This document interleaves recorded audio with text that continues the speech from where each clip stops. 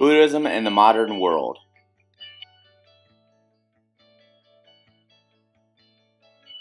There are many things that we can say about the Buddhist culture, but are they true? How can one gain a better understanding of a culture that seems so seclusive and out of touch with modern realities? But can 1.6 billion estimated Buddhists be out of touch with modern advances? Many people consider Buddhism a religion, but when you talk to the Buddhists, they tell you it's a way of life. This quarter, we studied the traditional and modern Buddhists to get a better understanding of their culture, lifestyle, and growth patterns. The Atlanta Buddhist Cultural Center was not what we expected. We saw a different side of Buddhism that adapted itself to a modern world. No temples, no monks, no robes. Instead, we saw blue jeans, heard pop music, and saw a whole bunch of chanting. Check it out.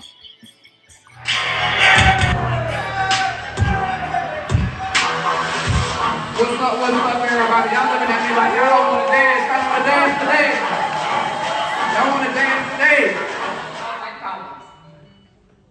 In the midst of all these challenges, however, there were many great things that occurred. I can't end my experience without sharing with you some of my victories. First, this year, my niece and my husband both joined this practice.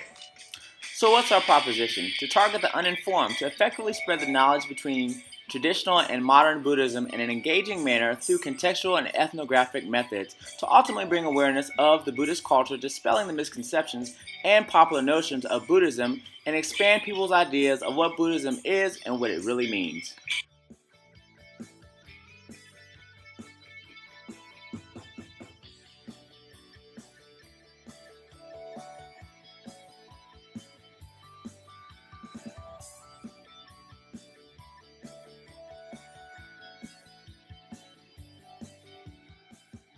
So what did our primary and secondary research show? Well, that over 90% of the Buddhist culture feels that they're adaptable to change, and 80% feel that they do a great job reaching out to non-Buddhists. And while they have multiple events a month, over 60% participate 7 to 9 times. We also learned that Buddhists felt by an overwhelming 80% that modern and traditional Buddhism should be expressed.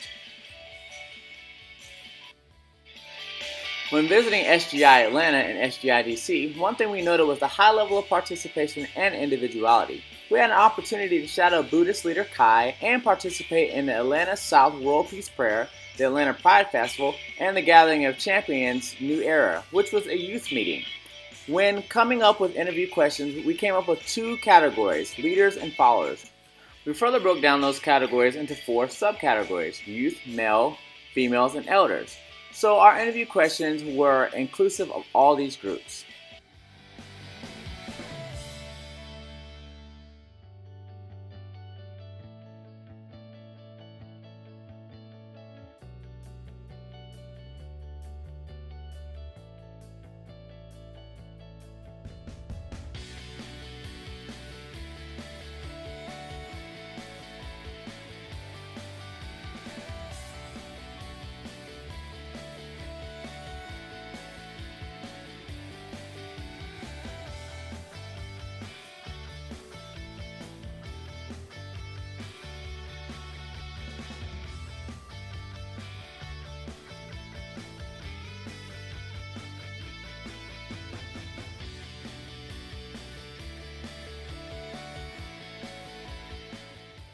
So what were our participation findings? Well, 1. Absolute happiness over relative happiness was the ultimate purpose of life to Buddhists. We also learned independent practice separates from priests is important to Buddhists unlike other religious practices. They believe in personal enlightenment.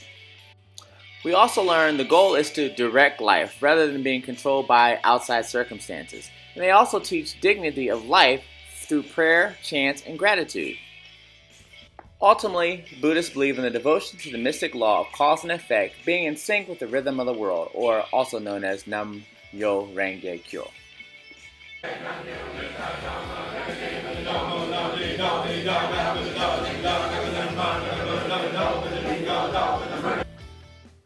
And finally, we learn that Buddhists believe that problems are good and are used as help agents to one's life happiness.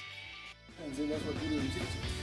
You have to look at your past, present, and your future. Look at what you created in your past life that you didn't get. Because we believe in reincarnation. Okay. So a lot of things that you can finish in this lifetime, you have to meet it in your next life.